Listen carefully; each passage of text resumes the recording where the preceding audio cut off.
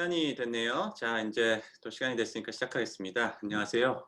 저는 오늘 일단 서울대학교 AI연구원에서 진행하는 2021년 음악기 AI 콜로퀴움에 오신 것을 환영하고요. 네, 저는 융합대학원에 있는 이원종 교수로 갑니다. 그래서 오늘 진행을 맡았고요.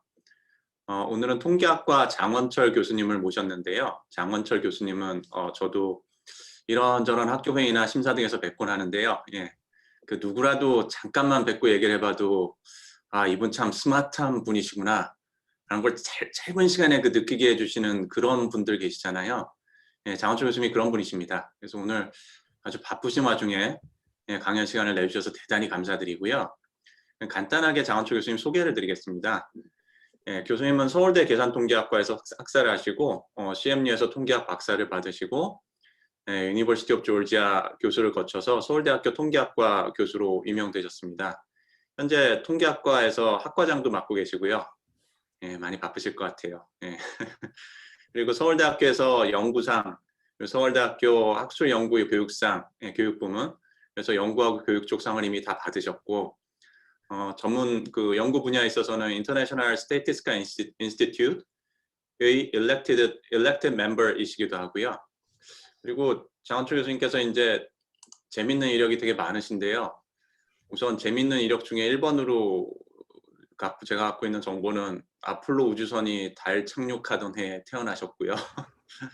그리고 야구를 참 좋아하십니다. 그래서 2012년도에는 카이스트 정재승 교수님, 텔레비에도 가끔 나오시는 정재승 교수님하고 같이 한국야구학회를 창립하셨고, 심지어 창립하신 다음에 부회장과 회장까지도 역임을 하셨고요. 어렸을 때는 주간 야구를 구독하셨고요. 그리고 커서는 야구단에서 일하는 걸 상상하셨고요. 근데 현재는 통계학을 통하여 천문학, 유전학, 역학, 뇌인지과학, 정치학 등 통계학자만 할 수 있는 일입니다. 이렇게 많은 거를 나열할 수 있는 거는 정말 통계학자만이 할 수 있는 정말 특권인 것 같습니다. 예, 이런 다양한 분야의 학자들과 학제간 연구를 진행하면서 어린 시절 꿈을 쫓고 계십니다. 그래서 오늘 바쁘신 와중에 시간을 내주셔서 정말 감사드리고요. 오늘 강연해 주실 내용은 제목은 빅데이터 시대의 스몰 데이터 이야기라는 제목입니다. 그래서 장원철 교수님 오늘 강연 부탁드리겠습니다. 네, 이원종 교수님, 훌륭한 소개 감사드립니다. 너무 과찬을 해주셔가지고 제가 이렇게 기대에 부응할지 모르겠네요. 먼저 제 슬라이드를 공유하도록 하겠습니다.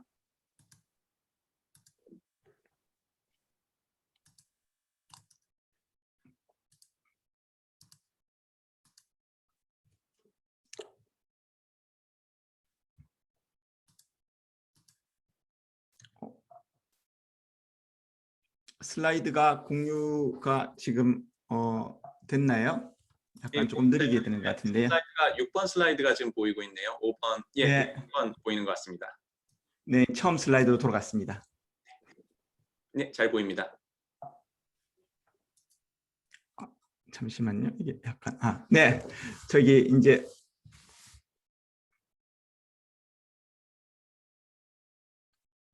제가 오늘 그 제목은 AI 데이터 사이언스 그리고 스몰 데이터라고 그렇게 잡아봤습니다. 그렇게 한 이유는 사실은 이제 보통 AI 데이터 사이언스 하면은 이제 빅데이터란 말을 많이 하는데 그게 약간 이제 대조되는 의미로 제가 스몰 데이터란 말을 썼고요. 그래서 이제 사실은 뭐 통계학자들이 사실은 스몰 데이터도 굉장히 많이 다르고 스몰 데이터도 굉장히 중요합니다. 그래서 이제 또 스몰 데이터의 중요성, 여러분 아마 빅데이터에 대해서 얘기를 많이 들으셨을 텐데 그걸 조금 강조하는 의미로 제가 스몰 데이터라는 걸 제목에 넣었고요. 제가 이제 아까 제 소개를 해주셨는데 제가 이제 보통 제 소개할 때 가끔 깜짝 슬라이드로 요걸 많이 듭니다. 이제 제가 약간 특이한 경력이 있는데 그중에 제가 좀 자랑스러워하는 게 제가 만화 자문을 해준 적이 있습니다. 강풀씨 여러분들 좋아하시죠? 강풀씨 순정 만화 마녀의 그 주인공이 통계학 전공이거든요. 그래서 이제 강풀씨가 통계학에 대해서 자문을 구한다고 SNS에 올려서 제가 해주겠다고 해가지고 자문을 해줬습니다. 그래서 강풀씨가 보통 이렇게 지인들 가지고 그 만화에 등장시키더라고요. 그래서 주인공이 그 지도교수를 찾아가는 장면이 있거든요. 그래서 여러분 왼쪽 그림 자세히 보시면은 거기 명패에 장원철 교수 연구실이라고 있습니다. 사실 이 만화 나가나서 제가 굉장히 주위 분들한테 연락을 많이 받았어요. 제가 이제 사실은 뭐 TV에도 나간 적도 있고 라디오도 나간 적도 있는데 심지어 저희 부모님도 제가 나간 걸 모르시는데 이 웹툰에 출연했더니 굉장히 많은 지인들한테 연락이 왔습니다. 혹시 이거 동명이인 가지고 교수님이 뻥치시는 게 아닌가 그렇게 생각할지 모르겠는데 오른쪽 그림 보시면은 강풀 씨가 마지막에 이제 감사의 글에 이제 인하대학교 사회의학교실 황승식 교수님, 서울대 통계학과 장원철 교수님이라고 여기 중간에 등장한 사람이 저라는 거를 확인시켜주고 있습니다. 네, 이게 제가 그냥 2초 동안에 이제 유명해진 거라고 생각하시면 되고요. 자, 오늘 제가 이제 시작은 AI와 데이터 사이언스. 사실은 이게 굉장히 요즘 많이 나오는 말들이죠. AI와 데이터 사이언스. 그런데 사실은 이 AI와 데이터 사이언스에 대해서 사람들이 생각하는 것과 전문가들이 생각하는 것, 또 전문가들 사이에서도 이 두 분야에 대해서는 의견들이 굉장히 엇갈리고 있습니다. 그래서 일단은 제가 가진 의견과 그다음에 이제 또 다른 분들의 의견도 이제 제가 소개를 할 텐데요. 일단 이제 우리가 요즘 굉장히 많이 쓰는 말, 뭐 알고리즘이라든지 유튜브 알고리즘이 이제 내가 새로운 신세계를 안내했다. 저도 유튜브 본 지 얼마 안 됐는데 한 1년 남짓 볼 때마다 보면 이렇게 굉장히 새로운 신세계를 안내하더라고요. 뭐 이제 보고 나면은 뭔가 새로운 다른 비디오를 추천을 해주는데 이런 세상이 있구나 그런 건데.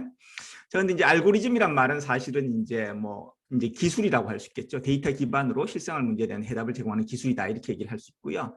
그 다음으로 이제 좀 많이 쓰는 말이 머신러닝입니다. 머신러닝은 사실 이제 통계학과 컴퓨터공학의 접점 분야인데, 이런 경험, 이 경험이라는 게 사실 데이터죠. 이걸 바탕으로 해서 자동적으로 형성되는 컴퓨터 알고리즘을 연구하는 분야, 뭐 이렇게 생각할 수 있을 거고요. 제가 졸업한 카네기 멜론 대학이 이제 세계 최초로 디파트먼트 오브 머신러닝을 만들었는데, 거기 교수님들이 이제 컴퓨터 사이언스 교수님이나 또는 통계학과 교수님들이 이제 겸무로 많이 주로 이렇게 계십니다. 근데 이제 AI 분야의 대표적인 석학 마이클 조단 교수에 둘러싼 이러한 여러 가지가 있는데 AI 분야 또 머신러닝 분야에서 가장 큰 숙제가 구글에서 마이클 조단을 하면 농구 선수 대신에 이 사람이 먼저 나오게 하는 게 큰 과제죠. 근데 이분이 이제 하버드 데이터 사이언스 리뷰라는 이제 그 저널에 투고한 글에서 사실은 인공지능이라는 게 이제 또는 데이터 사이언스가 사실은 뭐 머신러닝하고 그냥 이제 소위 말하는 버즈월드인데 시대에 따라서 이렇게 말만 바뀌는 거다, 용어만 바뀌는 거다 그런 얘기를 합니다. 자, 그래서 일단 이제 여러분들이 생각하는 인공지능과 그 다음에 실제 그 우리가 이루어지고 있는 인공지능과의 차이를 제가 좀 설명하고 싶은데요. 뭐 강인공지능과 약인공지능 이렇게 두 가지로 나누고 싶습니다. 우리 강인공지능은 우리가 이제 영화 같은 데서 보는 거죠. 뭐 터미네이터에서 보면 이제 막 그 인류를 멸망시키고 그 다음에 이제 로봇들이 자기 마음대로 이제 자아의식이 있어가지고 뭐 마음대로 행동할 수 있고 그 다음에 뭐 인간의 지시를 거부할 수도 있고 뭐 그런 거죠. 인간을 지배할 수도 있고 뭐 매트릭스나 그런 영화들 보면 다 그런 것들이 등장합니다. 근데 우리가 알고 있는 지금의 인공지능은 사실 약인공지능이거든요. 그래서 데이터를 바탕으로 주어진 문제에 대한 답을 찾는 겁니다. 뭐 딥마인드, 알파고가 대표적인 거죠. 자, 그래서 이제 제가 재미있는 예를 하나 들어보겠습니다. 지금은 나아졌는데 구글 번역기가 지금 이렇게 번역을 하지는 않습니다만은 불과 얼마 전까지 이런 식으로 번역을 했는데요. 옛날 백조 한 마리가 살았습니다 하고 영어로 번역하라고 하면은 이걸 가지고 이제 백조를 1 빌리언 1으로 딱 번역을 하거든요. 말이 안 되잖아요.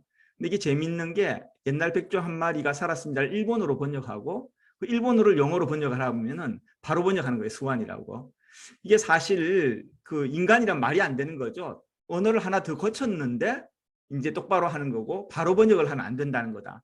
근데 이거는 사람처럼 우리가 어떤 언어를 이해하는 게 아니라 이 단어로 이루어지는데 이제 대응하는 영어나 일본어가 나오고 그다음 그 조합으로 가장 많이 발생하는 그런 문장을 만드는 거죠. 그러니까 사실은 문법이나 내용을 전혀 이해하는 게 아닙니다. 인공지능이. 그러니까 여기서는 데이터가 얼마나 많이 축적됐느냐에 따라서 좋은 번역이 나오는 거죠. 그래서 이제 일본어하고 영어 같은 경우에는 사실 데이터가 많이 축적이 돼 있는데 한국하고 영어는 상대적으로 적다는 거죠. 그렇지만 또 한국하고 일본어 사이에는 이제 데이터가 많이 축적이 돼 있으니까 일본어를 우회해서 돌아가면 번역이 제대로 된다는 그 인간으로서 보면 전혀 이해가 되지 않는데 데이터를 기반으로 번역을 하기 때문에 가능하다는 겁니다. 그래서 이제 약인공지능이란 걸 이걸 보시면 알 수 있는 거고요. 강인공지능이라고 하면은 사실은 첫 번째 걸 잘 번역할 수 있어야겠죠. 자, 그래서 이제 데이터 사이언스 AI에 대해서는 아까 제가 얘기한 마이클 조단 교수가 이제 거기 그 논문에 기관 글에 보면 이제 제가 길게 썼는데 뭐 제가 이제 그냥 하이라이트 부분만 보면은 AI가 사실은 이제 머신러닝에 이제 하고 똑같은 거다.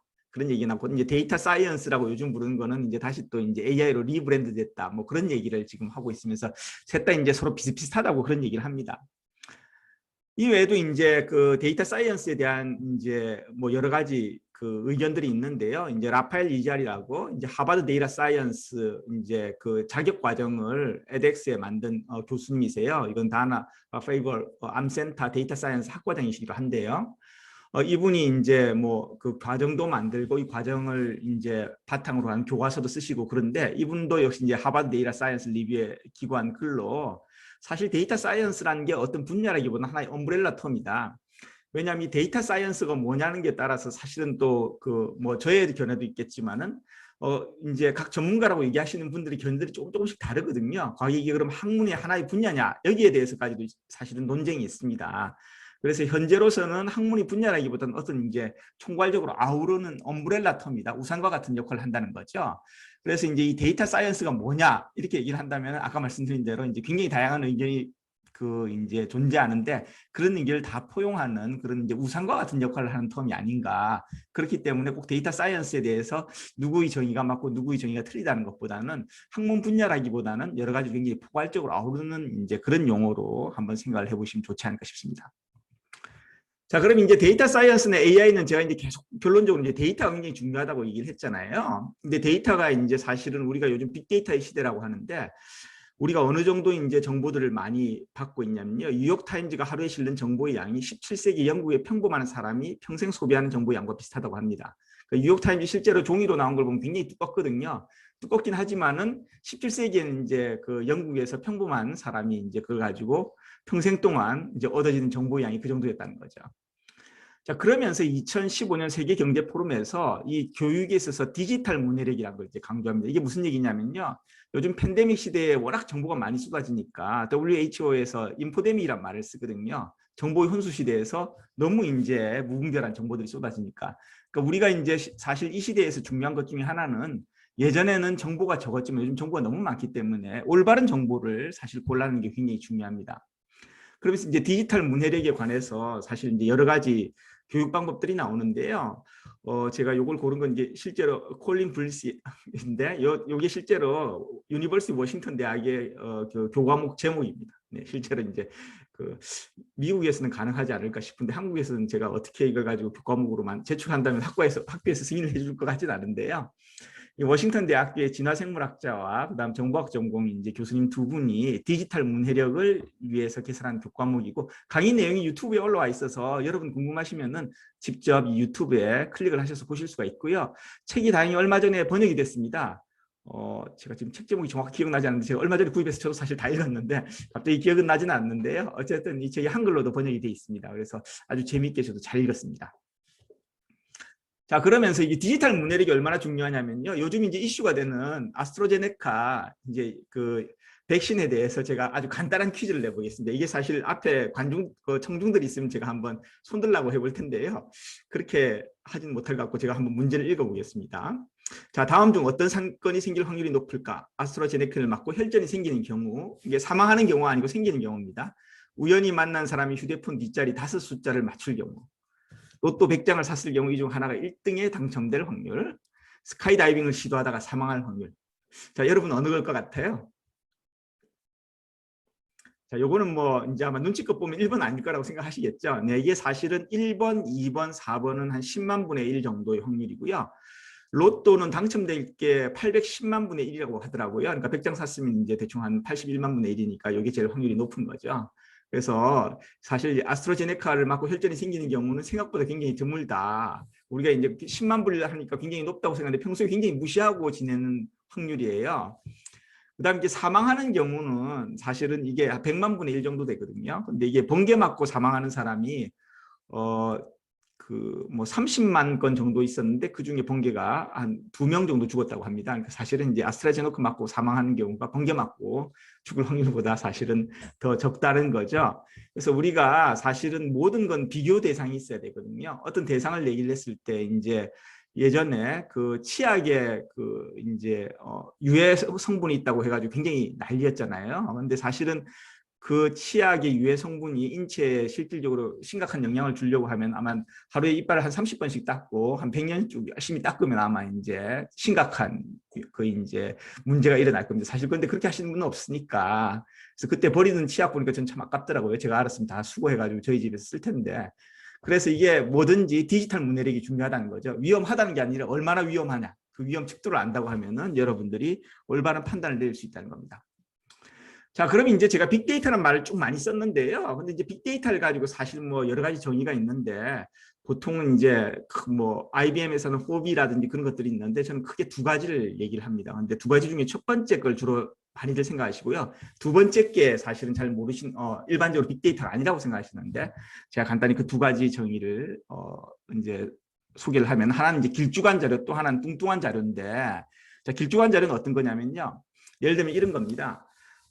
이제 제가 한국에 맨 처음 들어왔을 때 은행에 가서 신용카드 만들러 갔더니 신용카드를 가지고 막 은행 직원이 엄청나게 많이 보여주더라고요. 뭐 요거는 학원비가 싸고 요거는 뭐 이걸 사용하면은 뭐 외식 같은 거 많이 하시면 좋으시고 요거는 마일리지를 많이 쌓을 수 있고 너무너무 어려운 거예요. 어느 카드를 골라야 될지. 그런데 이제 사실은 몇 년 전이죠. 이제 모 카드에서 회사에서 이제 사실은 본인한테 맞춤형 카드를 가지고 우리가 골라준다 그렇게 한 거죠. 그거 사실 이제 K민즈라는 방법을 써가지고 이제 그 사람들 몇 개의 그룹으로 묶었는데 저희과 김용대 교수님이 자문을 해주신 걸로 알고 있습니다. 자, 예를 들면요, 여기 이제 예를 들어서 이제 이게 사람들 이름이 나오죠. 사람들이 나오고 보통 뭐 카드 회사에서 뭐 카드 쓰는 사람 한 몇백만 명 있겠죠. 그럼 이제 여러분 보시면 이 길쭉하다는 게 사람이 몇백만 명이 있고 그 사람들이 쓰는 이제 구입하는 제품들이 있을 텐데 항목들인데 그건 뭐 많아봤자 몇천 개, 뭐 몇만 개 정도 되겠죠. 그래서 제가 이제 저기 주로 이제 애용하는 게 나이대를 알기 위해서 쓰는 이제 수지 시리즈죠. 최수지, 강수지, 배수지. 여기서 이제 몇 명을 아느냐에 따라서 그 사람 연령대가 결정된다. 이제 제 나이 또래면 이제 최수지를 알 것 같고요. 그 다음에 저보다 조금 아래이신 분들은 이제 최수지는 모르시죠. 자, 어쨌든 궁금하신 분은 나중에 구글로 찾아보세요. 최수지가 누군지. 자, 그러면은 여기서 이제 이런 식으로 제가 보면은 그 소비 패턴을 볼 수가 있는데 예를 들어 가지고 뭐 예린하고 전국 같은 경우에는 전국은 이제 화장품에 피부가 좋아서 그런지 화장품 별로 돈을 안 쓰네요.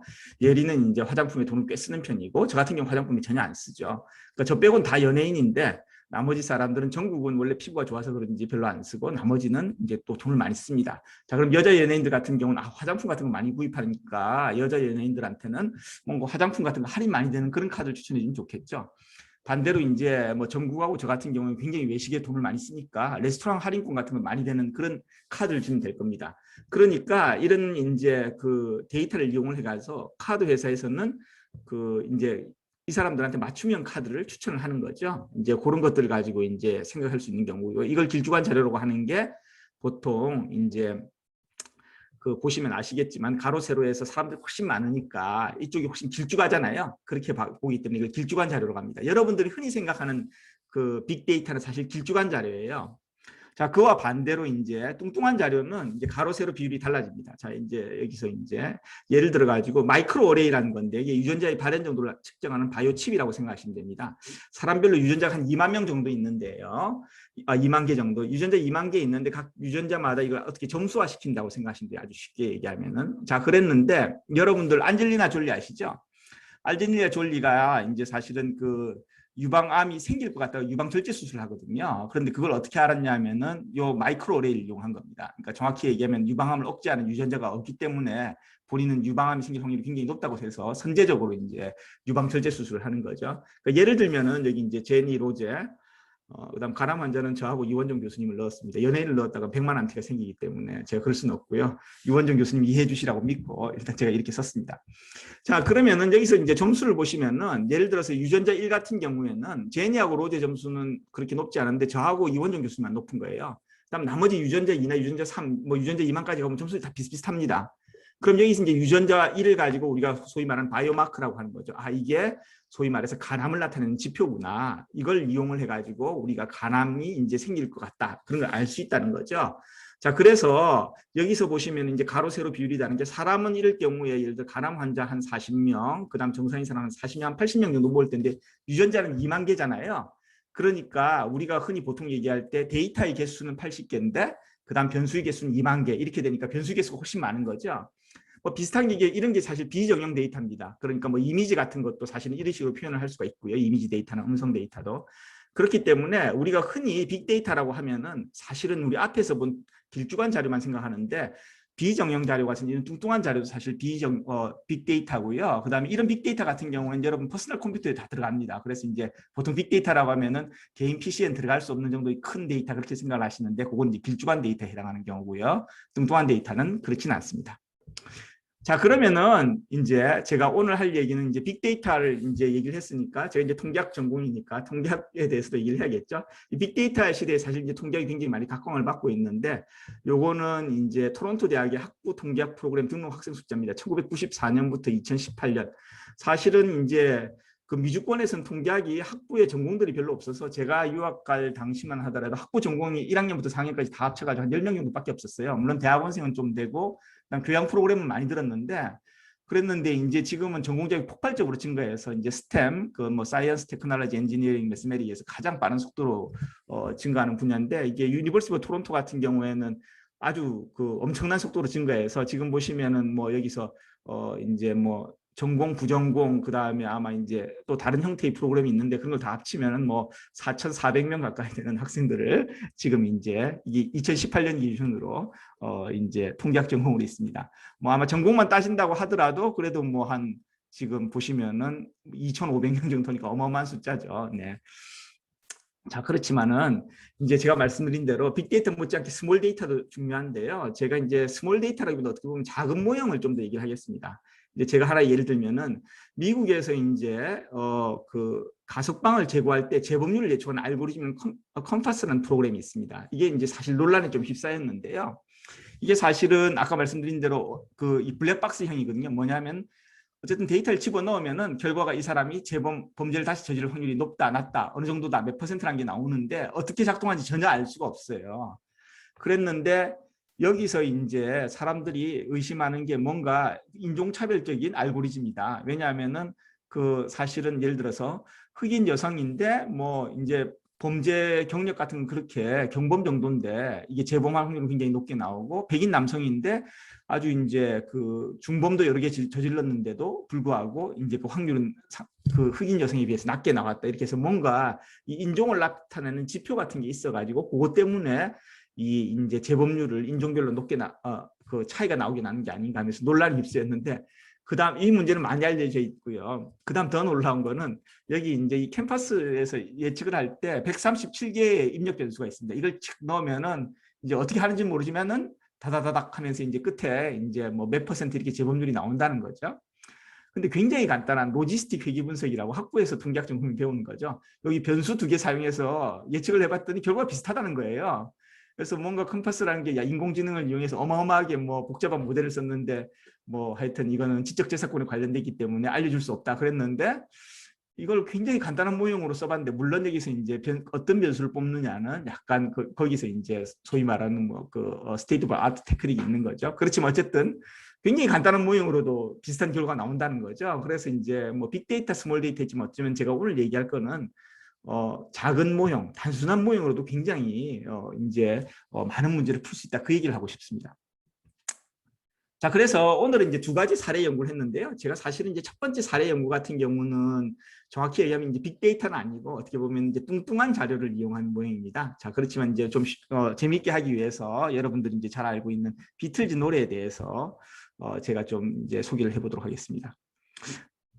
자, 이제 비틀즈 노래 대부분 노래는 이제 비틀즈 결성 당시에는 잔 레논하고 폴 맥카트니 공동 작품으로 하기로 했거든요.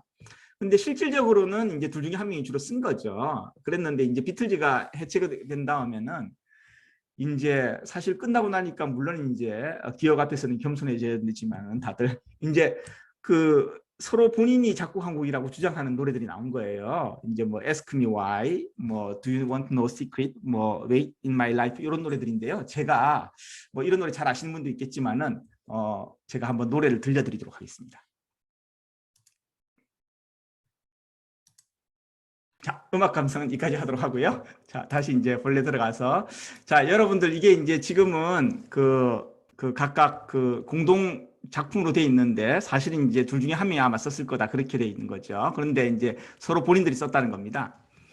근데 이 중에 In My Life 같은 경우에는 어떻게 돼 있냐면은 존 레논은 뭐라고 얘기하면 내가 작사하고 대부분 작곡을 담당했고 폴 맥카트니는 중간에 8마디 잠깐 도와줬다. 그다음 폴 맥카트니 무슨 얘기냐? 내가 다 썼다. 이렇게 얘기를 하는 거죠. 자, 그러니까 이걸 가지고 이제 이 질문에 대답하기 위해서 하버드 대학의 이제 교수님이 이제 그 실제로 누가 작곡했는지 그걸 알아보는 이제 분석을 했습니다. 그래서 이 논문을 가지고 이제 하버드 데이 사이언스 리뷰라는 저널에 이 저널이 지금 여러 번 언급되는데요. 기고를 했는데 이게 논문이 재밌는 게요. 제가 이제 이 논문의 그 게재 형식이 굉장히 재밌습니다. 이게 사실은 인터랙티브하게 실질적으로 분석이 어떻게 이루어졌는지 어떻게 보면 미래의 논문이 출판 형식은 이렇게 돼야 되지 않을까 싶은데요. 제가 실제로 한번 그 논문이 게재된 저널 홈페이지에 가서 한번 이 논문을 가지고 어떤 식으로 분석하게 되는 걸 가지고 소개하는 것을 보여드리도록 하겠습니다. 자, 그래서 일단은 이제 이 데이터를 어떻게 썼냐면요. 그 1962년부터 1966년 사이에 비틀즈 스튜디오 녹음 중심 이전곡으로 한정을 했고요. 이 중에 이제 정확하게 그 싱글 그 작곡으로 알려진 곡이 70곡이 있었습니다. 그래서 이제 존 레논 곡이 이제 있고 뭐 그다음 폴 맥카트니 곡이 있는데 이것도 한번 들어보시죠. 여러분들이 혹시 이거 들어보시고 폴 맥카트니와 존 레논의 한번 특징들이 여러분들이 캐치할 수 있는지 한번 보시기 바랍니다.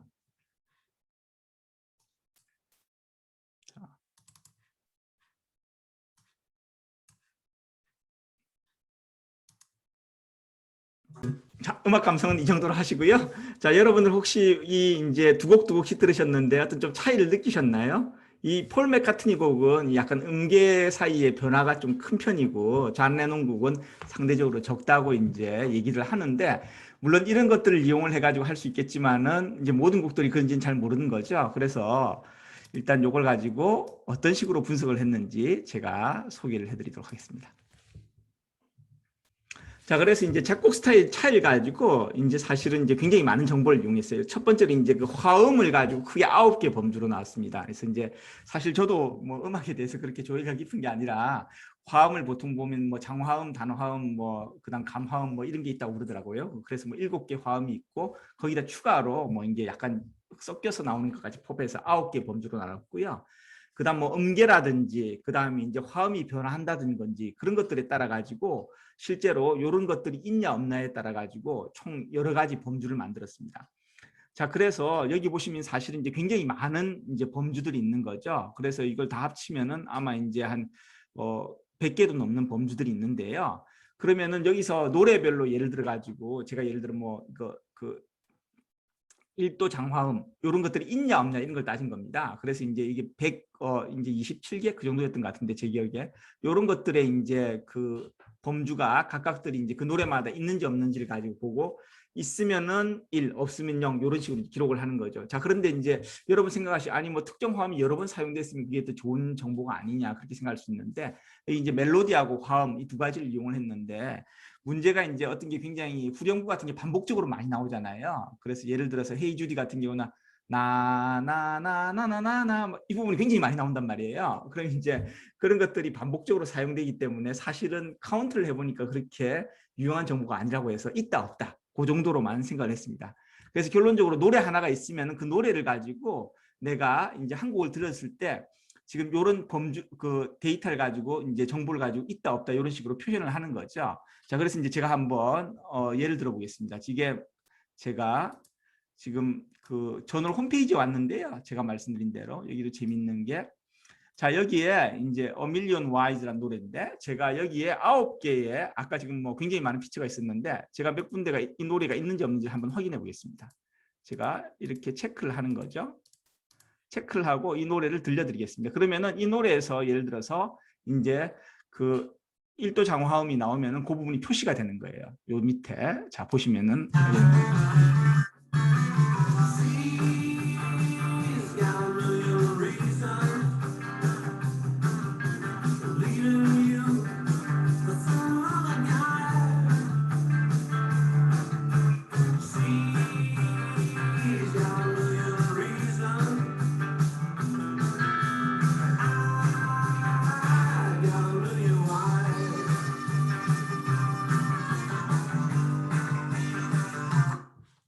보시면 아시겠지만 이런 식으로 해가지고 이제 각각들이 아까 피처들이 있었는데 그 피처가 있다 없다인데 여기서 이제 이 9개가 다 있죠. 보시면 이제 여기 없었던 거는 어떤 피처들은 여기 없었기 때문에 표시가 되진 않았습니다. 그래서 노래별로 내가 그러면은 아까 한 120여 개가 되는 그런 이제 범주들이 있었는데 정보를 가지고 쉽게 말해서 바이너리 시퀀스로 나오는 거예요. 뭐 100, 10, 10, 이런 식으로 모든 노래를 그런 식으로 170, 뭐 27개의 이제 이제 변수로 표시를 할 수가 있는 겁니다. 자, 그러면 이제 노래들은 70곡의 노래들 그런 식으로 바꿀 수가 있다는 거죠.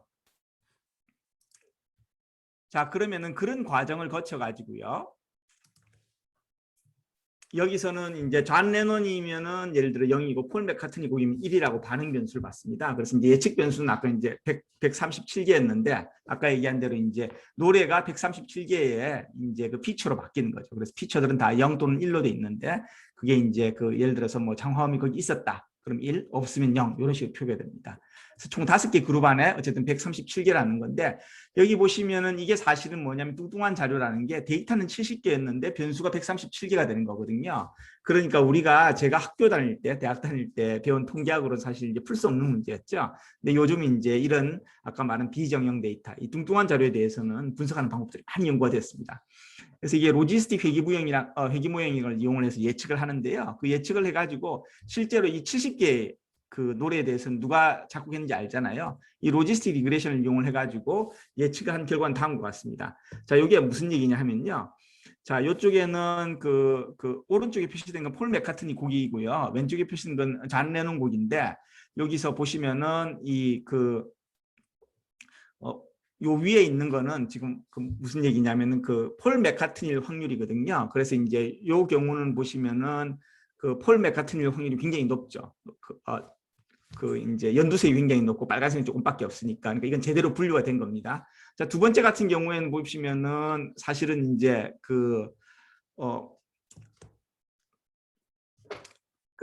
요 위에 있는 거는 제대로 되려고 하면은 폴 맥카트니 그 연두색 게 많이 나와야 되고요. 밑으로 내려갈수록 이쪽에 이제 빨간색이 많이 나와야 되는데 어떤 건 이렇게 약간 들쑥날쑥하기도 하고 이제 우리가 생각한 거 좀 반대로 나온 비슷비슷하게 나온 경우도 있고 그렇습니다.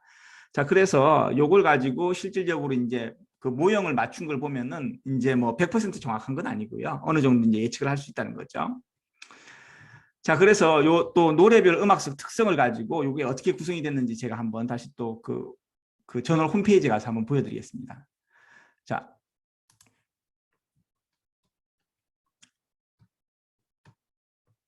여기 이제 중간에 나온 표가 예를 들어 가지고 이제 존 레논이 이제 작곡한 곡인데 폴 맥카트니 확률 낮으니까 잘 된 거죠. 근데 요 뒤에 보시면은 What Goes On 같은 경우에는 사실은 이건 존 레논이 했는데 폴 맥카트니가 했다고 이제 94% 모델이 잘 못한 경우입니다. 이게 이제 또 이제 폴 맥카트니가 만든 건데 폴 맥카트니였을 확률을 예측한 건데 이 경우는 굉장히 낮게 나왔죠. 그러니까 모델이 좀 잘 못하는 예입니다.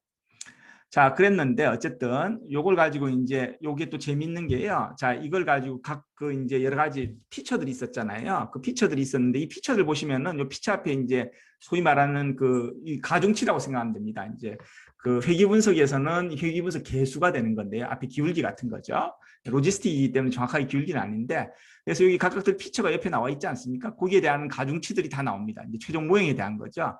자, 그러면은 이제 어떤 노래는 특정 피처가 있고 어떤 노래는 특정 피처가 없으니까 제가 한번 뭐 노래를 한 3곡 뽑아보겠습니다. 자, 그러면은 보시면 아시겠지만은 여기는 이제 모든 것들에 대해서 값들이 얼마인지 나오는데 Ask Me Why 같은 경우에는 빨간색인 게 주로 많고 그다음 파란색이 몇 개 없죠. 그러니까 무슨 얘기냐면은 그 파란색인 거는 이제 그 맥카트니 쪽에 유리한 피처들이거든요. 그게 양수로 나오면은. 근데 이건 적고 상대적으로 여기 뒤에 보시면은 이제 음수로 나오는 존 레논의 피처들이 많은 거죠. 양수로 나올수록 이제 그 맥카트니 쪽이란 걸 알 수 있는 거고요. 여기도 마찬가지로 보시면은 결론적으로 각 노래에서 이제 어떤 피처들이 있는데 피처들이 결론적으로 이 시각적으로 빨간색이 많은 거면은 이 노래는 존 레논 곡일 가능성이 높다. 그다음 파란색이 많으면은 이거는 이제 맥카트니 속하는 피처들이니까 이제 폴 맥카트니 작곡일 확률이 높다. 이런 식으로 시각적으로 각 노래별로 이 피처들이 어떤 역할을 하는지 볼 수가 있습니다. 자, 그러면 이런 식으로 해가지고 결론적으로, 자, 이제 우리가 제일 궁금한 건 작곡자잖아요. 자, 이제 그 여러 가지 노래들이 이제 그 사실은 누가 작곡했는지 궁금하다고 했는데, 뭐 예를 들어 Ask Me Why 같은 경우에는 이게 이제 폴 맥카트니가 작곡자일 확률이거든요. 여기 보시면은 여기 이제 사실 분포로 나왔기 때문에 보시면 알겠지만은 커봤자 뭐 0.1 정도다. 그러니까 이 노래는 Ask Me Why는 그냥 이거는 뭐 존 레논이 작곡했는 게 틀림없다 그런 거죠. Do You Want to Know Secret도 마찬가지로 존 레논일 가능성이 굉장히 높다고 나옵니다. 자, 그럼 이제 오늘의 관심사 이제 그 In My Life. In My Life는 그러면은 사실은 이 비틀즈 노래 중에 보면은 이제 아까 얘기한 한 명이 우리가 데이터상으로는 작곡한 노래라고 정확히 알려지긴 했는데 부분을 서로 이제 일부를 가지고 다른 사람이 두 명이 협업해서 만든 것도 있거든요. 근데 In My Life 같은 경우에도 이게 사실은 벌스 부분하고 브릿지 부분을 나눠봤는데 벌스 부분은 지금 보시면은 존 레논이 거의 다 한 것 같이 보이고요. 뭐 제일 커봤자 0.4% 정도, 0.4, 40% 정도죠. 뭐 근데 여기서 보면은 브릿지 부분은 보면은 이게 이제 훨씬 더 맥카트니 쪽으로 좀 약간 옮겨졌습니다. 그러니까 브릿지 부분은 뭔가 이게 맥카트니의 그 실력이 좀 들어가지 않았을까 그렇게 생각된다는 거죠. 그래서 이 In My Life 사실 이런 걸 가지고 이제 디지털 인문학이라고 하면서 이런 저자들에 대해서 파악하고 있는 거는 지금 여기서는 어떻게 보면 텍스트 마이닝에 사용되는 기법을 가지고 이제 그대로 사용한 건데 이런 것들은 굉장히 많이 지금 사실 연구들이 진행되고 있습니다. 뭐 그 레이건 대통령이 줄의 연설문을 쓴 사람들의 저자를 찾아낸다든지 그런 것들이 지금 연구가 많이 진행되고 있는 거죠. 그래서 이걸 단지 음악적으로 좀 바꿨지만은 사실 이제 비슷한 연구들은 이미 많이 진행이 되고 있었던 거고요. 이제 비틀즈 같은 경우는 여러분들한테 훨씬 더 친밀할 거라고 생각을 해서 제가 한번 예를 들어봤습니다. 자, 그 다음 이제 첫 번째는 사실은 제가 뭐 스몰 데이터라고 했는데 정확히 얘기하면 스몰 데이터는 아니었죠. 이제 뚱뚱한 자료였습니다. 왜냐하면 70개의 곡이 이제 데이터의 개수라고 하면은 137개의 변수가 있는 그런 자료였는데 거기에서 이제 우리가 로지스틱 모형을 이용해서 실질적으로 이제 그 이 곡의 작곡자가 누구냐 이런 걸 밝히는 그런 작업들을 했었는데요. 이번 두 번째는 제가 직접 한 연구입니다. 제가 직접 한 연구고 이것도 뭐 스몰 데이터라고 하는 게 맞을 것 같다고 생각해서 하나 예를 했는데요. 제가 이걸 든 이유는 사실 이게 아마 촛불 집회가 굉장히 한동안 그 이제 한참일 때 사람들이 궁금했던 게 촛불 집회에 참석한 인원 보면 맨날 주최 측에서 발표한 거하고 경찰 추선하고 굉장히 차이가 많았죠. 그런데 뭐 이건 우리나라에만 있는 일들은 아닙니다. 그래서 이제 이 연구를 하게 된 배경은 제가 이제 그 교수 휴게실에서 사실은 이제 다른 논문 아이디어를 가지고 생각을 하고 있다가 이걸 거기다 적합시키면 어떨까 그 생각을 하고 있었는데 이제 저희과 임요한 교수님하고 같이 휴게실에서 좀 떠들다가 아이디어가 생각이 나가지고 이걸 가지고 논문으로 쓰게 됐습니다.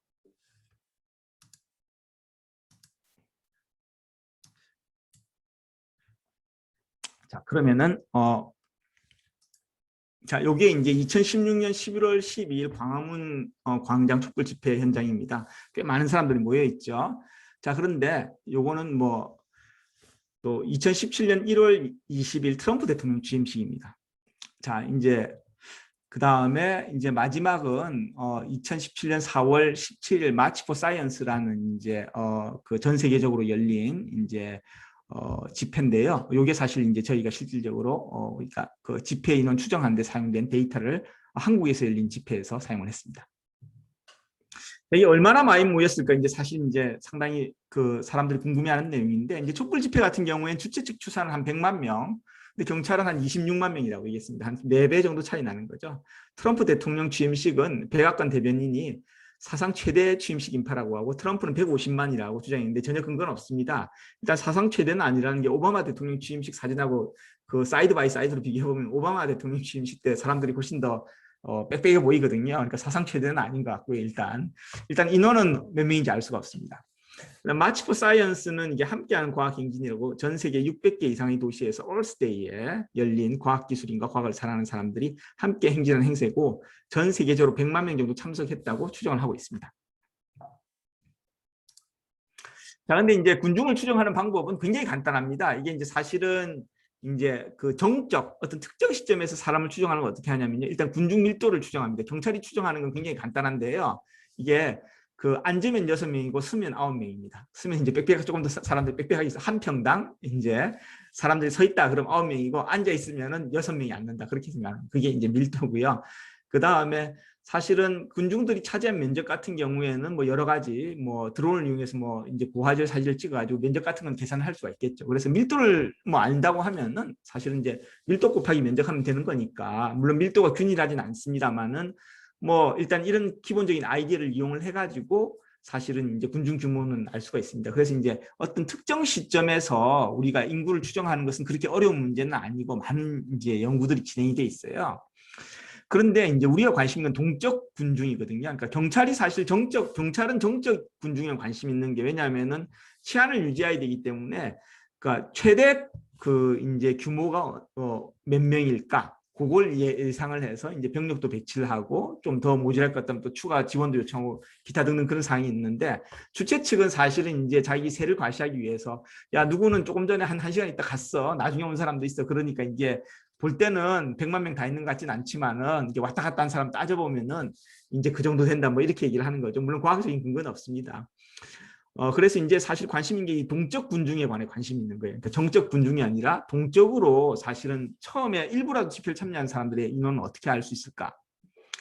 그래서 여기 아이디어는 이제 캡처, 리캡처는 굉장히 오래된 통계학에서 이제 제가 이제 통계학 개론 가르칠 때도 소개하는 그런 내용입니다. 자, 이제 원리는 굉장히 간단합니다.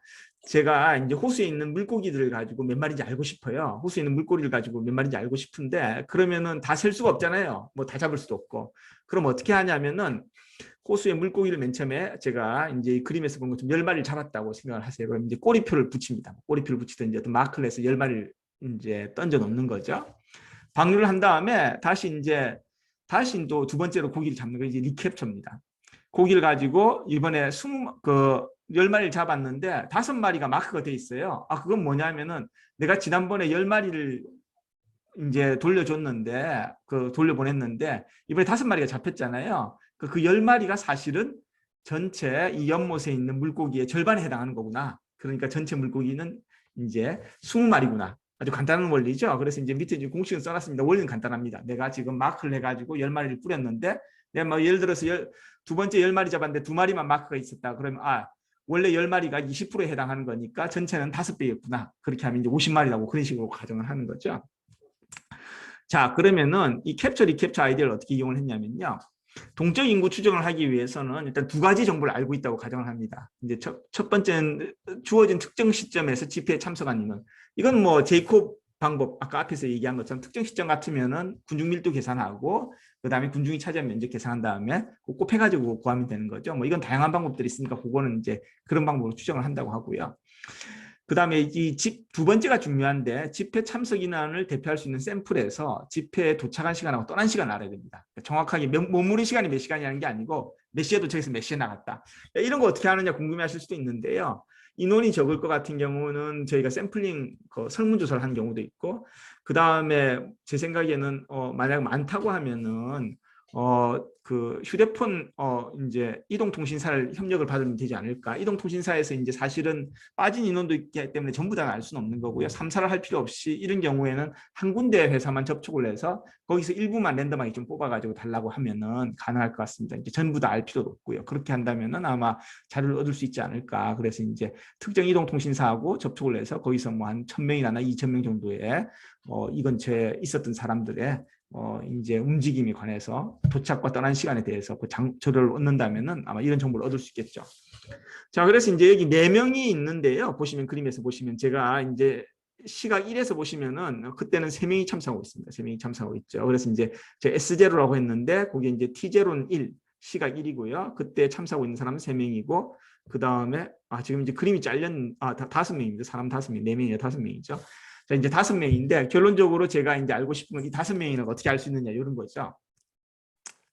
여기서 이제 약간의 아이디어가 나오는데요. 이제 먼저 주어진 시간에 특정 개인이 그 시간 집회에 머무를 확률을 뭐 일단 계산을 하고요. 요거는 이제 약간의 이제 보급 지식이 필요합니다. 이 부분은 뭐 제가 굉장히 테크니컬한 디테일은 제가 말씀드리지 않는데, 그러면은 결론적으로 이제 그 특정 시간에 참석하는 인원은 이 원래 전체 인원 중에 이 집회 그 시간에 머무를 확률을 곱한 거거든요. 그러니까 아까 3명이 있었는데 전체가 5명이었고, 만약에 그 시간에 집회에 참석할 확률이 5분의 3이다. 그걸 안다고 하면은 이제 정확히 이것들이 식이 성립을 하는 거죠. 그래서 이제 결론적으로 내가 지금 모르는 건 캐피탈 N인데 내가 이제 P0 요게 이제 집회 장소에 특정 시간에 머무를 확률하고 그다음 S0 요걸 안다는 건데 S0는 아까 제가 말씀드린 대로 이제 맨 처음에 제가 특정 시점에서 참석한 인원이라고 해서 그거는 구할 수 있다고 가정한다고 했잖아요. 그다음에 P0란 건 아까 얘기한 두 번째 정보를 이용을 하면은 거기서 약간의 이제 고급 통계적 방법이 쓰이는데 그걸 이용해서 거꾸로 이제 집회에 도착하는 시간하고 머무른 시간의 정보를 이용해서 이 P0란 걸 구할 수가 있습니다. 자, 그래서 요것들을 이용을 해가지고 결론적으로 추정을 할 수 있고요. 제가 아주 자세한 거는 말씀드리진 않겠습니다만은 이런 방법을 이용을 해서 실제로 제가 한번 적용을 한번 해봤습니다. 이게 이제 마치버 사이언스. 이게 서울에서도 아까 말씀하신 대로 이제 요 행사가 열렸는데요. 그래서 이제 이게 2017년 4월 22일이고요. 여기서 이제 이 사진을 보고 저희가 이제 인원을 이건 인원이 많지가 않기 때문에 이제 숫자를 헤아렸고요. 이 숫자를 보고 나서 그 다음에 저희가 이제 개발한 방법을 이용을 해가지고 추정을 하려고 했습니다. 그래서 이제 그 집회에 도착한 사람들하고 집회에 참석한 사람들이 도착한 시간하고 떠난 시간 같은 경우는 이제 집회 주최 기간 중에 하나인 ESC를 통해 가지고 제가 설문조사를 해가지고 정보를 얻었고요. 그래서 저희가 추산을 했는데 집회 참석 인원은 341명 정도 추산했습니다. 여기서 중요한 거는 저희가 이제 신뢰 구간을 제시를 했다는 거죠. 많은 경우에는 소위 말해서 이제 추정치, 점추정만 했는데 통계학의 가장 큰 차이점이 다른 분야하고 원래 이제 샘플을 바탕으로 추정치를 낸다는 건 불확실성인데 그 불확실성을 어떤 형식으로 표시를 해야 된다는 건데 보통 이제 신뢰 구간이라는 형식으로 많이 되는 거죠. 그래서 이제 저희가 신뢰 구간을 계산해 봤더니 317명에서 371명 정도로 계산을 했습니다. 자, 오늘 제가 뭐 여러 가지 얘기를 했는데요. 일단은 뭐 AI와 데이터 사이언스에 대해서 저의 견해와 그다음에 또 뭐 다른 여러분들의 견해를 간단히 소개를 하고요. 그러면서 이제 사실은 우리 시대에 요구되는 것 중에 하나가 이런 빅데이터 시대에서는 디지털 문해력이라는 게 중요하다는 말씀을 드렸고, 그러면서 이제 우리가 그 빅데이터와 사실 대비되는 스몰 데이터, 어떻게 보면 스몰 데이터라기보다는 스몰 모형이라고, 작은 모형이라고, 단순한 모형이 이제 좋은 결과를 내기도 하는데요. 그래서 이제 좀 여러분들이 관심을 가질 만한 그런 이제 사례 연구를 하는 두 개. 하나는 이제 제가 그냥 흥미있어 보이는 비틀즈 노래 작곡자가 누구냐 이런 걸 하나 골랐고, 또 하나는 이제 제가 개인적으로 직접 이제 행한 연구인데 흥미를 가지고 했는데 여러분들이 궁금해할 것 같아서 이제 촛불 집회 인원 추정에 관한 얘기를 했습니다. 자, 제 강의는 이걸로 마치고요. 제가 시간 조금 남았으니까 질의응답을 받도록 하겠습니다. 네, 감사합니다. 예, 교수님 잘 들었습니다. 강의 감사드리고요. 예, 비틀즈 음악을 좀 틀어주셔서 저는 아주 잘 들었습니다.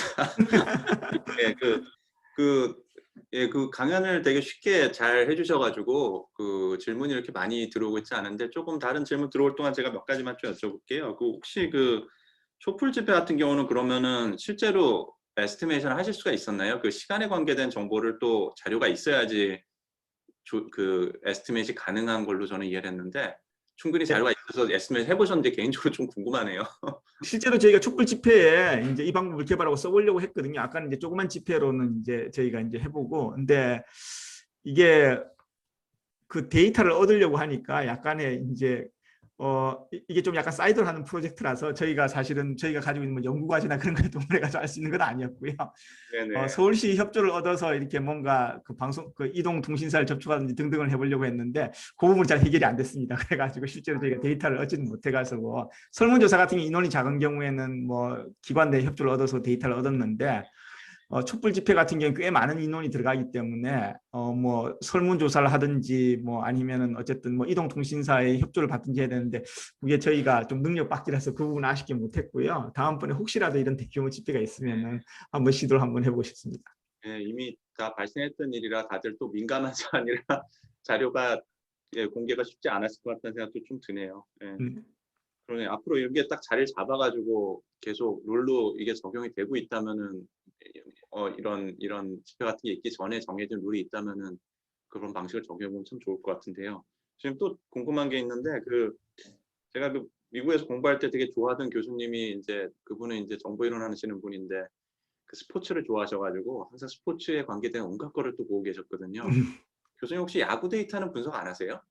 야구 데이터는 제가 그 학부 인턴들한테 야구 데이터 분석시킨 게 몇 개 있는데 제일 최근에 했던 거는 이제 투구의 질에 관한 분석입니다. 그러니까 어떤 거냐면은 보통 투수들이 이제 보통 100개 던지면은 이제 뭐 투수 바꿔줘야 된다 그런 얘기를 하잖아요. 야구 아시는 분들은 아마 많이 알 텐데. 네. 근데 뭐 혹시 아시는 분이 있을지 모르는데 로이 할리데이즈라고 이제 비행기 사고로 죽은 굉장히 유명한 투수죠. 그 토론토 블루제이스에 있었던. 근데 그다음 필라델피아까지 아마 마지막에 필라델피아에 있었는데 이 선수는 하루에 공을 한 300개 정도 던졌다고 그래요. 연습을 하면서. 그러니까 이 선수는 굉장히 완투도 많이 하고 그런 거거든요. 그러면 네. 내가 감독이면은 소위 말해서 개별화된 어떤 이제 투수 한계수, 어떤 투수는 90개까지 정말 잘 던지는데 100개까지 놔주는 마지막 10개를 잘못 던져서 왕창 실점하는 애 같으면은 얘는 그러면은 100개까지 기다리는 게 아니라 90개에서 바꿔줘야 된다 이런 걸 하고 싶잖아요. 그래서 이제 그런 이제 개인별로 어떤 투구의 질을 그 퀄리티를 이제 측정하는 어떤 매저가 있다고 하면 그 매저를 이용해서 개인별로 하면 어떨까 싶었는데 요게 이제 기존에 연구가 있었어요. 아마 제 기억이 맞았다면 아마 기대 타수 뭐 이런 걸 이용을 해가지고 이제 그런 걸 했는데 저희는 조금 다른 매저를 학생하고는 기대 실점을 이용을 해가지고 한번 했었는데 그런 걸로 분석을 좀 했었고요. 그래서 이제 그 투구 퀄리티를 이용을 해가지고 그러니까 투구 퀄리티를 측정하는 이제 어떤 지표라는 거죠. 지표가 그러니까 여러 가지 다양한 방법으로 제안을 됐는데 이제 저희가 한번 좀 이제 다른 방법으로 시도를 해가지고 그런 걸 한 게 있었고요. 제가 직접 했었던 그 정도 같습니다. 이제 요즘은 사실 야구 데이터도 그 타구 추적 시스템 이런 걸 이용을 해가지고 그게 원래 골프공 따라다니는 걸 가지고 야구 쪽에 들어왔거든요. 그래서 야구도 지금 야구 경기 하나 하면 4기가 정도 데이터가 나옵니다. 그래서 이제 굉장히 데이터가 많기 때문에 그걸 실제로 트레이닝에도 쓰고 뭐 그다음 아까 얘기한 대로 그 여러 가지 지표를 이제 많이 사용하기도 하는데 제가 아직 저도 이제 좀 더 시간이 나중에 좀 생기면 여유가 생기면 거기 좀 본격적으로 좀 뛰어들고 싶은 생각이 있는데 아직까지는 제가 본격적으로 뛰어들지 못하고 보통 학부생들 뭐 인턴이나 이렇게 들어오면은 제가 조금씩 이렇게 제가 관심이 있었던 걸 가지고 인턴 과제로 한번 하거나 그러고 있습니다. 야구 좋아하는 학생분들이 많으셔가지고 인턴 지원이 많을 것 같습니다. 예, 또 질문 주신 분들 제가 순서대로 좀 몇 가지만 네. 시간이 늦어서 몇 가지만 여쭤보겠습니다. 좋은 강의 감사합니다. 비전공자라서 데이터가 여러 곳에 적용되는 것은 알았지만 대중음악의 표절과 관련된 곳에도 활용되는 것이 굉장히 흥미로웠습니다. 혹시 비통계 전공자들이 빅데이터, 스몰 데이터를 처음 접하고 익숙해짐에 있어서 도움이 되는 도서나 활동, 사고방식이 있다면 어떤 것이 있을까요? 교수님 강의를 들으면 될 것 같긴 한데요. 네. 제가 그 시장할 때 그 이제 제가 책을 한 권 소개시켜 드렸잖아요. 그 콜린 블시스라고 그게 우리 말로 똑똑하게 생각하기인가 제가 지금 정확하게 기억나지는 않습니다만 어쨌든 그 번역본이 나와 있습니다. 책이 괜찮고요. 그다음에 뭐 저희과 김용대 교수님이 데이터 과학자로 살아남기 제가 지금 책 제목이 정확히 기억나는데 그 책도 굉장히 재밌게 잘 쓰셨어요. 네, 그래서 이제 제가 사실은 저희과 학생들 신입생들 들어오면은 제가 통계학 관련 책을 한 4~5권 추천하고 서평을 쓰게 반드시 하거든요. 그게 중간고사까지 내는 과제 중에 하나인데 제가 그때 추천한 책들이 한 4~5권, 4권 정도 있는데 제가 읽은 책 중에는 그 김용대 교수님 책, 그다음에 수학의 쓸모라는 책이 있습니다. 사실 그 책에는 수학은 별로 안 나오는데요. 어쨌든 그 통계학자가 쓴 책인데 유니버시티 오브 텍사스 제임스 캇이라는 분하고 또 다른 분인데 제가 저자는 생각 안 나는데 아마 수학의 쓸모일 겁니다. 책 이름은. 그 책도 굉장히 재밌고요. 그래서 그런 책들 한번 읽어보시면 비전공자라도 그렇게 어렵지 않게 읽으시면서 재미있게 그리고 사실은 많은 책들이 보면은 좀 비슷비슷한 면들이 있거든요. 왜냐하면 이게 좀 사례 같은 것도 비슷한 걸 들고 왔는데 지금 제가 얘기했던 김용대 교수님 책이나 뭐 수학의 쓸모 그 다음에 지금 제가 그 방금 얘기했던 책들 같은 경우는 최근에 번역도 비교적 잘 돼 있고 그 다음에 내용도 기존의 책들이 소개 안 돼 있는 그런 사례 예무들이 많이 나와서 여러분들 읽어보시면 아마 좋을 것 같습니다. 예, 답변 감사드립니다. 또 질문 몇 가지만 좀 더 여쭤볼게요. 처음 노래 분석하는 거 설명해 주셨는데 로지스틱 클래시피케이션을 사용했다고 말씀 주셨는데요. 노래 데이터는 비정형 데이터잖아요. 그럼 딥러닝 모델을 사용하고 아웃풋 펑션만 로지스틱 리그레션을 사용했다는 것일까요? 예, 데이터가 숫자 데이터가 아니라서 로지스틱 리그레션만으로 가능한지 궁금합니다. 이렇게 질문 주셨네요. 네, 그 좋은 질문인데 이제 노래는 사실 이제 비정형 데이터인데 그 노래를 가지고 나타내는 그 소위 말하는 피처가 137개 있었죠. 그래서 137개마다 있다 없다 있다 없다 이렇게 생각이 된다고 보시면 됩니다. 예를 들어서 내가 엑셀에다가 데이터를 가지고 저장을 했다고 하면은 첫 번째 칸에 1부터 137까지 노래마다 그렇게 번호가 있는데 0 또는 1이 들어간 이제 피처가 있다 없다. 그래서 각 70곡의 노래들이 그런 01, 01, 01 이런 바이너리 시퀀스로 저장된 137개의 바이너리 시퀀스로 저장된 걸로 변환이 된 다음에 그렇게 된다면 이제 로지스틱 리그레션을 썼다고 생각하면 됩니다. 제가 좀 테크니컬한 디테일은 많이 뺐는데 137개의 베리어블이 들어갔기 때문에 이걸 스크리닝하는 과정을 하나 거쳤고요. 슈어라는 방법을 써서 아마 스크리닝을 했을 겁니다. 그 다음에 다시 이제 일라스틱 넷이라는 방법, 벌점화 방법을 이용해서 다시 또 변수를 뽑고 뭐 이런 과정들을 거쳤습니다. 그래서 제가 아주 디테일한 건 생략을 했고, 왜 우리가 그러면은 그 딥러닝을 이용하지 않냐? 일단 데이터 개수가 너무 적고요. 두 번째는 지금 아까 제가 시각화에서 보여준 것처럼 어떤 피처들이 어떻게 이제 존 레논 곡인지 또는 폴 맥카트니 곡인지 제가 뭐 빨간색하고 그 다음에 그 연두색 같은 거 보여주면서 앞에 숫자 회귀 개수 같은 것도 보여줬잖아요. 직접적으로 어떤 식으로 연동이 되는지 그런 까지 다 보여줬기 때문에 그런 면에서 사실은 이런 노래, 그러니까 내가 알고 싶은 게 단순히 폴 맥카트니 곡이나 존 레논이 아니라 제가 맨 처음 시작했을 때 보면은 이 음계의 변화가 확 많이 나는 게 이제 그 폴 맥카트니고 제가 얘기한 게 논문에 그렇게 나와 있습니다. 그 다음에 존 레논은 상대적으로 적게 변화하는데 이런 이제 그 음악 평론가들의 얘기들이 있거든요. 근데 말씀드린 대로 이제 내가 끝에 궁금해하는 거는 음악의 어떤 화음의 특정 화음을 가지고 존 레논이 많이 썼나, 뭐 폴 맥카트니가 많이 썼냐, 썼다면 그게 어느 정도 영향을 주냐 그런 것까지 알고 싶기 때문에 단순히 분류하는 게 목적이 아니기 때문에 로지스틱 리그레션을 쓰는 게 훨씬 더 아마 유용하지 않았을까 싶습니다. 그러게요.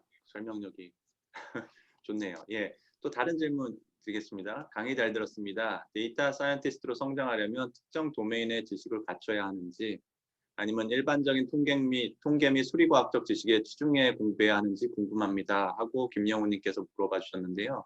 시대 따라 좀 답이 변하기도 하고 그러나요? 요즘의 답의 정답이 뭘까요? 글쎄 뭐 정답은 없지만 본인이 제 생각에는 예를 들어서 저같이 이제 통계학이나 뭐 이원종 교수님 같이 이제 뭐 그 ECS 전공이신 분들 같은 경우에는 원래 이제 그 소위 말하는 코어 메소돌로지를 바탕으로 해가지고 그 다음에 그 본인이 관심 있는 어플리케이션 에어리아 같은 걸 가지고 이제 같이 일을 할 수가 있는 거겠죠. 이제 예를 들어 저 제일 최근에 좀 지금도 아직 진행하고 있는 게 그 헌법재판관들의 그 이제 성향 분석 같은 걸 미국에서는 대법관들 성향 분석 같은 거 많이 하거든요. 판결을 기준으로. 그래서 이제 그런 걸 가지고 제가 지금 정치학과 교수님하고 같이 좀 시도를 하고 있는데 뭐 이거는 이제 사실은 제가 아주 뭐 정치 쪽을 굉장히 많이 하는 건 아니고 물론 이제 그런데 정치학과 교수님들을 이렇게 초빙하기도 하고 법학전문대학원 교수님도 같이 이제 불러가지고 협업을 하면 되는 거고요. 본인이 예를 들어 가지고 잘하는 분야가 있지 않습니까? 내가 아까 얘기한 대로 내가 정치학이고 그다음에 내가 뭐 예를 들어서 그 뭐 재료공학이고 그렇다면 그 분야를 바탕으로 해가지고 다시 이제 자기 분야에서 응용할 수 있는 그 정도의 그 이제 코어 메소돌로지를 가지고 좀 익히는 게 좋지 않을까 그렇게 생각을 합니다. 이제 그러니까 이게 자기가 잘하는 분야를 버리고 뭘 꼭 해라는 게 아니고요. 자기가 이제 아까 말씀드린 대로 이게 어떻게 보면 그 통계학, 그 다음에 컴퓨터, 그 다음에 이제 소위 말하는 그 어플리케이션 에어리 이 세 개가 잘 협력이 돼야 되는데 제가 보기에는 본인이 다 어느 정도는 알아야 되고요. 대화를 통화하기 위해서. 근데 본인이 이제 그 잘하는 분야를 버리고 나머지를 할 필요는 없어요. 그러니까 예를 들어서 제가 천문학 하시는 분하고 공동 연구를 했는데 그 시그마를 가지고 통계학에 쓴 시그마가 보통 이제 표준 편차거든요. 근데 이제 그 천문학에 쓴 시그마가 이제 변동계수, 그러니까 그 시그마를 가지고 이제 엑스바로 나눠준 겁니다. 그렇게 나눠주는 걸 쓰는 건데 쓰기도 시그마라고 쓰고요. 제가 그 설명 듣고 모형을 만들어서 피팅을 했는데 이러면 우주의 법칙이 다 바뀌는 거예요. 그래서 이걸 몇 개월 고민했는데 나중에 봤더니 그게 거기서 시그마라고 쓰고 뭐 데이터 퍼진 정도라고 하고 얘기는 다 그렇게 하는데 알고 봤더니 우리 시그마하고 다른 시그마예요. 그래서 그게 공동 연구를 한다는 거는 아까 말씀드린 시간도 많이 투자해야 되고 상대방에 대해서 서로 많이 배워야 됩니다. 자기가 장점인 분야를 활용을 하셔가지고 데이터 사이언티스트가 되면 좋을 것 같습니다. 예, 답변 감사드립니다. 또 이제 서울대학교 식품바이오융합연구소 연구교수 김지영입니다. 예, 선생님 반갑습니다. 강의 너무 재밌게 들었습니다. 개인 맞춤 식이 설계를 위한 연구를 하고 있는데요. 공동 연구도 가능하신지 궁금합니다. 나중에 개인적으로 답변을 좀 주셔야 될 것 같아요. 네, 뭐 저는 공동 연구는 저 통계한 이유 중에 가장 큰 뭐 그 제 매력이라는 거는 굉장히 다양한 분야의 사람들 만나고 그 다음에 공동 연구하는 거거든요. 그래서 제가 아까 말씀드린 대로 제가 뭐 인문학 역사학 하시는 분하고 또 했고요. 그다음 정치학 하시는 분도 하고 뭐 여러 가지 다양하게 했습니다. 뭐 제 능력이 닿는 범위면은 아마 해드릴 수 있을 것 같고요. 그건 이제 좀 더 개인적으로 연락 주시면은 학교 이메일로 연락 주시면은 제가 답변 드리도록 하겠습니다. 아무래도 그 크레딧 카드에서 그 식사하시는 부분도 규모가 크시니까 저 그거는 가짜 데이터고요. 제가 실제로는 그렇게 네. 저는 저 보통 식당에 가면 줄 제일 짧은 데 가기 때문에 저 학생 아, 식당 네. 굉장히 많이 있습니다. 그렇군요. 질문이 몇 개 다 들어왔는데 일단 저기 질문 주신 분한테 좀 양해를 구할게요. 시간상 제가 한 가지만 더 여쭤보고 강의를 마쳐야 될 것 같습니다. 그래서 좀 양해를 구하고요. 질문 주신 순서대로서 주신 마지막 질문을 드리겠습니다. 그래서 의료 빅데이터에 대해 연구 중이신 것은 있으신지요? 의료 데이터와 다른 데이터의 차이점은 무엇일까요? 라고 물어봐 주셨네요. 의료 데이터는 제가 이제 분당 서울대 병원에 이제 교수님하고 같이 연구하는 것도 있고요. 그다음에 제가 또 요즘 이제 집중적으로 좀 하려고 하는 게 뇌 영상 자료 분석입니다. 그래서 이제 그 분야는 아까 말씀드린 대로 다 의료 데이터하고 연결이 돼 있는데요. 의료 데이터도 굉장히 크기 때문에 사실 아까 말씀드린 대로 뭐 제가 뇌 영상 자료 분석 그런 것도 하는 것도 굉장히 큰 분야고, 그다음 뭐 바이오 인포메틱스 같은 데서 이제 마이크로레이 데이터 분석한다든지 뭐 여러 가지 분야가 있어가지고 그 분야도 이제 본인이 관심이 있으면은 좀 시간 투자를 많이 해가지고 이제 특정 분야하고 같이 일을 해야 되지 않을까. 근데 저는 이제 개인적으로 제가 이제 50대에 접어들면서 이제 생각한 게 약간 이제 여러 가지를 했었는데 특정 분야를 하나 좀 열심히 하고 싶은 게 하나 있는데 이제 뉴럴 스파이크 데이터를 좀 이제 열심히 좀 해보려고 합니다. 그래서 이제 응용 분야는 그동안 관심은 이것저것 했는데 이제는 약간 조금 이제 포커스를 한 군데 좀 맞추고 싶은 생각이 있어서요. 이제 그 통계 메소돌로지를 하는 자체 연구도 있고, 그다음 응용 분야로는 앞으로는 이제 좀 뇌과학 쪽에 좀 집중하고 싶은 게 제 개인적인 계획입니다. 그래서 의료 데이터 같은 경우도 아까 말씀드린 대로 굉장히 광범위한 분야를 이제 하고 있는데, 제가 주로 관여했던 거는 마이크로레이나 뇌 영상 자료 분석인데 향후 앞으로 계속 뇌과학 쪽에 좀 관련된 연구를 하고 싶습니다.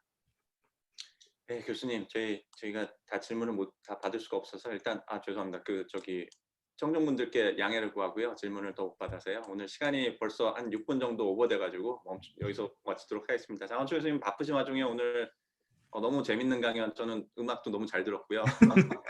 책 얘기해 주신 것도 너무 재밌게 잘 들었습니다. 그래서 좋은 강연 감사드리고요. 오늘 빅데이터 시대의 스몰 데이터 이야기 강연을 해주신 장원철 교수님께 저희 모두 다 온라인으로 있지만 박수를 치면서 마치도록 하겠습니다. 감사합니다, 교수님. 네, 감사합니다.